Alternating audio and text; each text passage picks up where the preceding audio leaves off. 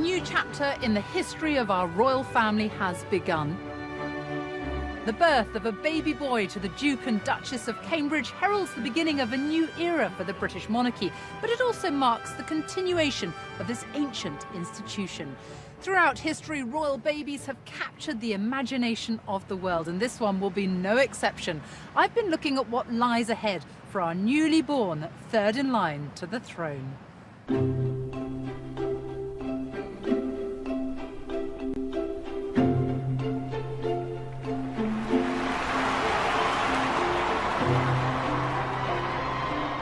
From the moment Kate Middleton walked down the aisle here at Westminster Abbey 2 years ago, there was huge speculation about when the young couple would have their first baby. And then the news broke, albeit not in the way they had planned it. Kate, how are you feeling? How are you feeling? Kate was in the early stages of pregnancy and hospitalised with severe morning sickness. The story instantly exploded around the world. Future Queen Kate Middleton expecting her first child. Kate Middletoniga. William und Kate erwarten ein Kind. The reaction to the news was just a taste of things to come. This tiny baby has begun its life, as it will continue, in the full glare of the media spotlight. Looking at the swarms of cameras around the palace or the hospital or whatever, you might think media interest has increased. In fact, in the scale of the times, royal babies have fascinated every generation in their different ways.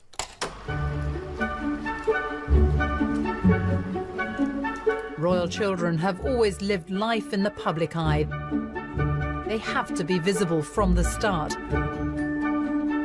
Our present Queen has been photographed since birth, and throughout her childhood, family photo calls and public appearances were regular events.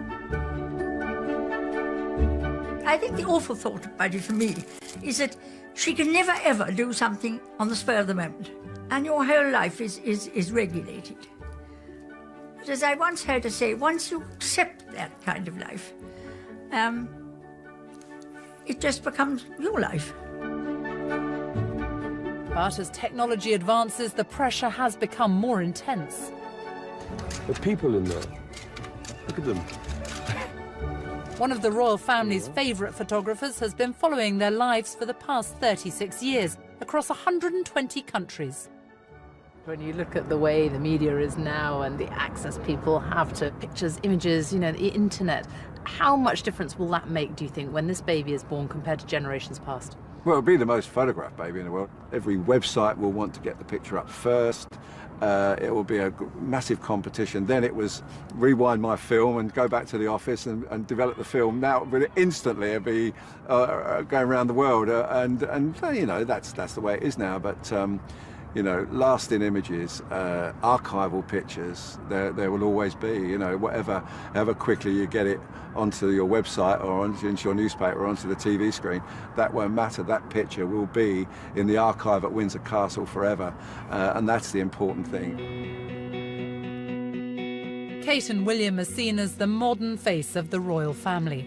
Despite their immense privilege, their life together has been much closer to the experience of normal couples than it was for previous generations of royals. But there is no getting away from the fact that their child's life will be far from ordinary. We all wonder what our children will become when they grow up, but for Kate and William's baby, there is no choice. His destiny is to become our king, sovereign of Great Britain and Northern Ireland, the supreme governor of the Church of England, the head of the Commonwealth of 54 nations, and the head of state in 16 countries. It's a future that can weigh heavily on young shoulders. Like many royals, Prince William had a break from the pressures of royal duty while he was at school and university. But after his graduation, he had to face the realities of life as heir to the throne.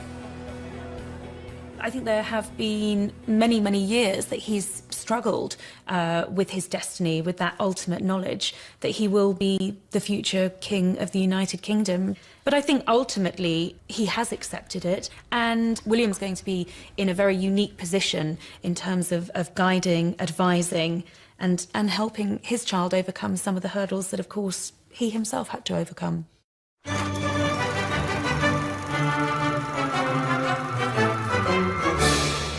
The arrival of a royal baby, particularly one in direct line to the throne, has always been an occasion for national celebration, and many of the traditions have remained the same.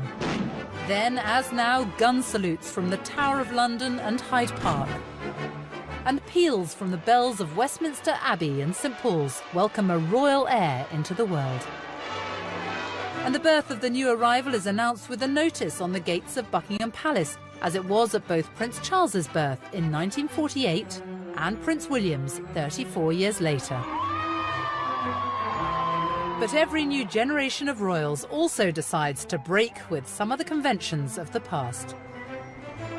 For centuries, royal mothers-to-be had their babies in their bedchambers, but Diana chose to have her baby here at St Mary's, Paddington, just a few miles down the road from Buckingham Palace. And so Prince William became the first heir to the throne to be born in a hospital. Less than a year after the fairy tale wedding of Prince Charles to Lady Diana Spencer, watched on television by 750 million people around the world, press and excited members of the public were camped outside St Mary's, waiting for the arrival of the couple's first child. And in another break with tradition, Prince Charles had been with his wife throughout the birth. Very, very kind, and somehow asked him not to make too much noise. Some sleep is badly needed. Prince William was now second in line to the throne. His future role, like that of his son today, was clear. This tiny baby would grow up to be king one day. Did you get much of a glimpse of him? Oh, yes, it's it. Oh, we can't say anything, can we? We're so thrilled. What do you think of him then? Oh, it's wonderful, absolutely fabulous. Things were very different when his grandmother, Queen Elizabeth, was born. She was the daughter of Prince Albert, the Duke of York, second son of King George V. Her uncle Edward, then unmarried and childless, was the direct successor to the throne, and Elizabeth was third in line. Nobody seriously thought she'd become queen one day. And unlike most kings and queens, Princess Elizabeth wasn't born in a royal palace, but here in Bruton Street in Mayfair. The house, which was destroyed in the war, was a grand but by no means palatial home in this affluent part of London. During the pregnancy, doctors soon realised that the birth was going to be difficult and transformed one of the rooms in Bruton Street into an operating theatre, where Princess Elizabeth was delivered by caesarean section in the early hours of the 21st of April, 1926. And this is the Daily News from the very next day. A daughter for the Duke and Duchess of York. And they talk of the crowds that gathered outside the house. So many people, in fact, that the nanny had to sneak the young Princess Elizabeth in her pram out through the back gates for what she called the baby's daily airing. But the world had to wait a while to get a good look at the new princess. This first photograph of her wasn't released until a month after her birth. The news of the princess's birth was also a welcome distraction from a major crisis that was about to hit the country. A few weeks before, a long, bitter fight between coal miners and mine owners was threatening to escalate into a general strike.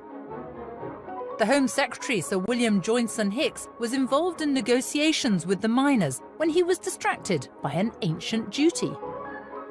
When a royal baby was born, a member of the government had to be present to witness the birth. It was a tradition that dated back centuries, probably to the time of James II. It was rumoured that he was unable to produce a legitimate male heir, and so smuggled a baby into his wife's bedchamber and passed him off as his successor.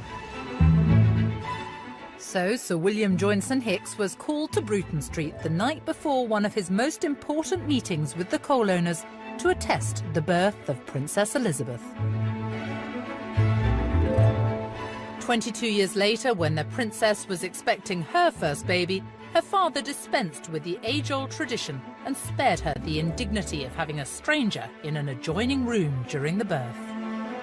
Home Secretary, Mr. Shooter Reed, was excused the historic duty of attending at the palace during the period of the birth. Elizabeth gave birth to Prince Charles in her bedroom at Buckingham Palace. Her family was dismayed by the noise of the crowds outside and wanted her to move to a room at the back of the palace, but she insisted. "I want my baby to be born in my own room, amongst the things I know," she said. And we welcome you to an excited crowd outside the palace. And every now and again, a cheer goes up and the crowd start to chant, "We want Philip," or "We want the King." And we're looking up to Princess Elizabeth's rooms. They're heavily shuttered and curtained, but our thoughts are there at the moment. So Prince Charles was born to the cheers of the people at the palace gates. They'd come to celebrate a much-needed boost to the morale of a country still reeling from the Second World War. The prince was born just 3 years after the war had ended, and rationing was still in full force. His mother announced that a food parcel would be sent to every baby who shared his birthday, and a special department of typists had to be created to cope with letters and presents flooding in from around the world to the as-yet nameless baby prince. An early visitor to the palace is the Caxton Hall Registrar of Births, Mr. John Stanley Clare. He shares a royal secret, the Christian names of the baby prince. Royal babies' names have always been the subject of much speculation, and in the months leading up to the birth, thousands of people had a flutter on what Kate and William might pick. But how do you go about choosing a name for a future king? Choosing a name for your own child is hard enough, but when you've got to choose the name for the heir to the throne, what a task. What is the protocol, though, for a royal baby?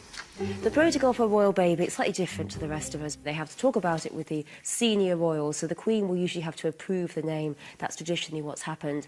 And also the thing is about the royals, they have more names than you and me. I've got 2 first names, but most royals have about 4, possibly 5, and that's so they can make a good choice of which name to choose when they become king. So, for example, Albert here, he was always Prince Bertie, and when he did come to the throne after his brother abdicated, he chose to use one of his middle names and become George VI to evoke the fact his father was George V, to really give the impression of a continuous line of succession. They've got plenty of names to choose from. Where do you think they might draw their inspiration? Plenty of names for the boy. We've seen George over and over again for royal men throughout history, and George V, George VI, the Queen's beloved father. So I think we might see George in there. But there are other names here we can think about. There's Henry, the baby's uncle and probably godfather as well. Henry, of course, one of our most popular kingly British names. Albert, the name of the Queen's father. That might be one that they might pick as well, because it's kind of got that modern, old feel to it. William, well, the father's name is such an archetypal royal name. William the Conqueror, he's one of our most popular kings. I think we might see that as well, but again, not number 1. And what about a nod to Kate's family? What kind of names might they look to there? Well, we've got Kate's brother here is James. Of course, that's a very traditional name, a very biblical name. And we have had King Jameses. They just haven't been the most successful of British kings, perhaps. And it seems a name with rather poor association. So I think maybe James might be off the scale, certainly for number 1. And also Michael is the name of Kate's father. And I think we might see that one in there as well.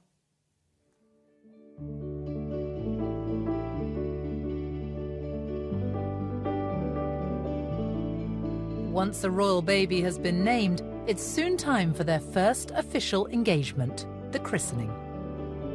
The christening service itself is private and usually performed by the Archbishop of Canterbury. It paves the way for the baby's future role as defender of the faith and head of the Church of England. It's a ceremonial occasion, the first of many for this new royal heir. And like so many royal ceremonies, it comes with its own family traditions.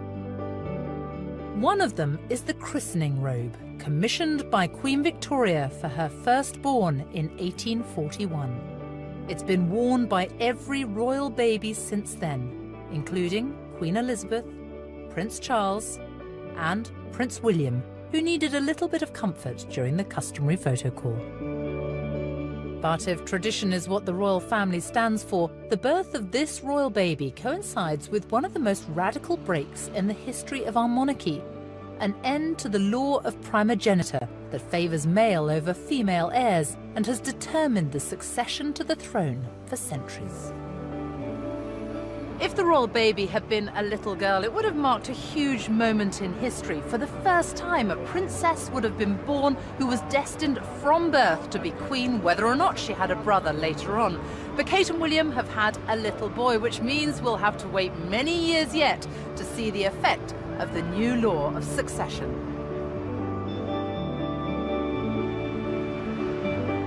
The bill to change the law of succession was put before Parliament by Deputy Prime Minister Nick Clegg.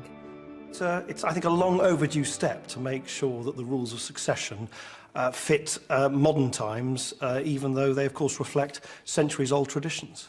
Tell me about the timing of it, though, because that was quite extraordinary, wasn't it? I mean, it genuinely was the case that the Commonwealth realms, and here you're talking about the most extraordinary array of countries, from Tuvalu to, you know, St Kitts to Papua New Guinea, Canada, Australia, all of them finally confirmed that they agreed with these changes in the rules of succession on the day that the Buckingham Palace confirmed that the Duchess of Cambridge was pregnant. And, you know, it was an extraordinary but very, very happy coincidence. After 3 years of living in a remote corner of Wales, it looks like Kate and William have been drawn back to the excitement of London life and to a place where William spent much of his childhood. Kate and William already have a cottage in the grounds of Kensington Palace that they use as their London base, but behind that scaffolding, a much bigger home is being prepared. It's called Apartment 1A, and it won't be ready in time for the birth, but when it's finished, that wing of the palace is going to give them plenty of room for a royal nursery. In the 60s, Apartment 1A became the venue for society parties, with guests like Noel Coward, the Beatles and the Rolling Stones, when Princess Margaret and Lord Snowdon lived there with their 2 children. It had a pedigree of royal residence before that, but it's probably most famous as the home of Princess Diana and the place where Prince William and Harry grew up. Tell me about the history of Kensington Palace. How important has it been over the centuries? Well, Kensington is very special because it's witnessed almost 400 years of continuous royal occupation. It's very much a living palace as well as a visitor attraction. It was built by William and Mary towards the end of the 17th century, and since then has witnessed some of the most important events in our royal history, and particularly when it comes to royal births. And the most famous being Queen Victoria, who was born here in 1819 and spent most of her childhood at Kensington under the very strict regime of her mother. And most of Victoria's major life events happened at Kensington. It's where she first clapped eyes on Albert. What is it, do you think, that draws so many royals to make this their home? Well, it's quite a nice location, isn't it? But it's also an amazing palace, an amazing space to be. And I think the fact that it does offer the privacy as well as the public side and the history that you get in these amazing rooms. This royal baby's upbringing at Kensington Palace certainly won't be as strict as the young Victoria's. What kind of parents do you think William and Kate are going to be? I think if you look at their own childhoods and how they were raised, I think it will be very hands-on. Diana, of course, was especially hands-on with William and Harry, but so was the Prince of Wales, and he was there as much as his career allowed him to be, to do all of those normal things. Catherine's parents, Carol and Michael, also very, very hands-on parents as well. So I think they will take leaves out of their own parents' books and apply that to their own baby. But they're going to need a support network in place. Now, that may very well be family and friends, but I think it's also going to have to extend to nursery staff and nannies, and it may not be what they would ideally want, but I think there's very little choice about things like that. They're going to have an infrastructure in place to support them so that they can continue with their day jobs. Nannies used to have a major role in the upbringing of their royal charges and would spend more time with them than their parents, who were often away on lengthy official trips around the globe. There was a lovely lady called Arla, who was actually my nanny. And she was taken away from me when I was about 10 months old to go and look after a beautiful new princess. And little Elizabeth, here in Arla's arms, grew very fond of her first nanny. She was an absolute heavenly person. We all adored her. And then they had 2 lovely Scottish sisters, the MacDonald sisters. And the eldest one was always just known as Bobo. What kind of people were the nannies? What kind of characters? Well, Arla was obviously very strict in the old-fashioned way. But she also got the most wonderful giggles and was immensely loving and cuddly to the children, you know. A hugely important element in their lives, honestly. And what about the Queen as a child? What was she like? What was her character like as a young girl? Well, she was always the more serious of the two sisters.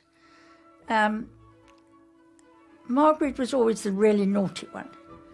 They were all wonderfully happy doing the very simplest things. I mean, we played for hours in the autumn at what was called catching happy days. Well, that involved really running around like lunatics around the garden, catching leaves that fell off the trees. Insofar as possible, which it was, they were just ordinary children, doing all the ordinary things that children do. The two princesses still lived a life behind palace doors. They were home-educated by governesses and didn't get many opportunities to play with ordinary children. A special Buckingham Palace Girl Guide group was set up for them so they wouldn't be too isolated. When Princess Elizabeth had her own children, nannies continued to play a big role. Scenes like this would have been rare. Official duties called, and Princess Elizabeth and Prince Philip were often absent on long royal tours. They missed several of Prince Charles's early Christmases and birthdays. Here's wishing a very important young gentleman many happy returns of the day on his 3rd birthday. It's unfortunate that Mother and Father are not here to share it with him, but what a party they'll have when they do get back. When the Queen was at home, she tried to find a compromise between her role as monarch and mother. She changed the time of her weekly audience with Prime Minister Winston Churchill to be with her children at bath time. What was it like for the Queen when she had Prince Charles, she had Princess Anne? What was it like for her as a mother and a monarch? Naturally, as a mother, she loved her children, wanted to play with them, all the rest of it in sort of normal way. And obviously that was slightly curtailed in moments when she had to do business things. Duty versus pleasure. I mean, having to give up certain things like loving your children and wanting to be with them for the duty of doing what you've got to do as Queen.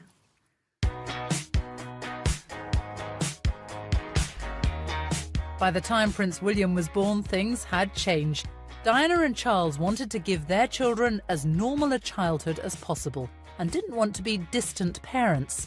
So when they went on their first official tour after having William, they took the 10-month-old baby with them to Australia and New Zealand, much to the delight of the world's press. They went to Australia and New Zealand for 5 weeks. No royal baby had ever accompanied their parents before, and I think Diana said, if William doesn't go, I don't go, because she was a young girl. She was 20 years of age. This little baby was her firstborn. She didn't want to be 5 weeks away from him. And we got the arrival in Alice Springs, and we got a great photo call in Auckland where William crawled for the first time. But this new relaxed royal family wasn't always met with public approval.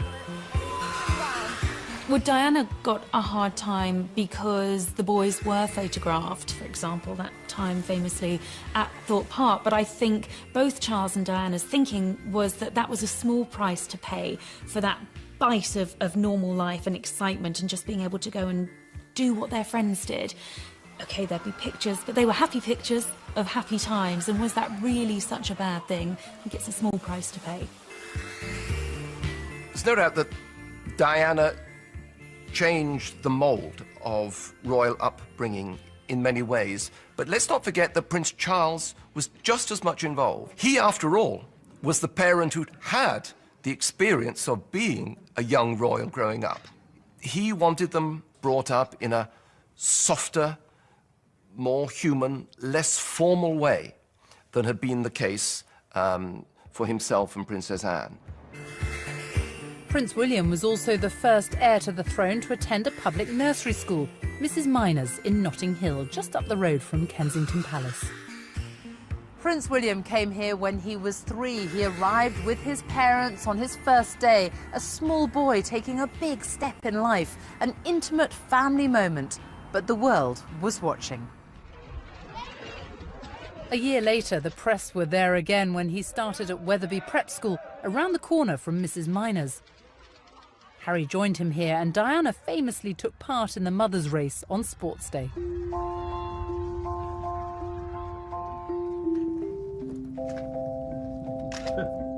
The challenge for royal parents is to hold on to the innocence of childhood whilst preparing the heir to the throne for the significance of the role that awaits them. Princess Elizabeth's handwritten diary of her father's coronation shortly after her 11th birthday really brings this home. By the time she wrote this, she would have known that in all likelihood she would one day be at the centre of the very same ceremony. Then came Papa, looking very beautiful in a crimson robe and the cap of state. I thought it all very, very wonderful, and I expect the Abbey did too. At the end, the service got rather boring, as it was all prayers. Granny and I were looking to see how many more pages to the end, and we turned one more, and I turned to the word at the bottom of the page, and it said, "Fini." We both smiled at each other and turned back to the service. No doubt the new royal heir will quickly learn to shoulder his responsibilities and master the art of public engagements, just like his great-grandmother, grandfather, and father, Prince William, did before him. It's a world away from most children's lives, as Princess Diana once remarked, most since birth. And throughout her childhood, family photo calls and public appearances were regular events. I think the awful thought about it for me is that she can never ever do something on the spur of the moment, and your whole life is regulated. But as I once heard her say, once you accept that kind of life, it just becomes your life. But as technology advanced... Looking at the swarms of cameras around the palace or the hospital or whatever, you might think media interest has increased. In fact, in the scale of the times, royal babies have fascinated every generation in their different ways.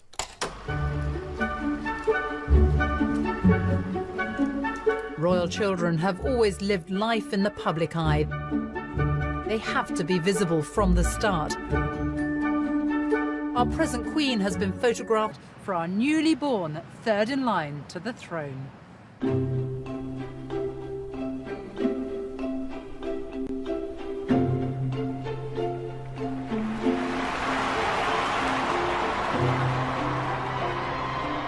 From the moment Kate Middleton walked down the aisle here at Westminster Abbey 2 years ago, there was huge speculation about when the young couple would have their first baby. Then the news broke, albeit not in the way they had planned it. Kate, how are you feeling? How are you feeling? Kate was in the early stages of pregnancy and hospitalised with severe morning sickness. The story instantly exploded around the world. Future Queen Kate Middleton expecting her first child. Elukaaslasele Kate Middletoniga. William und Kate erwarten ein Kind. The reaction to the news was just a taste of things to come. This tiny baby has begun its life, as it will continue, in the full glare of the media spotlight.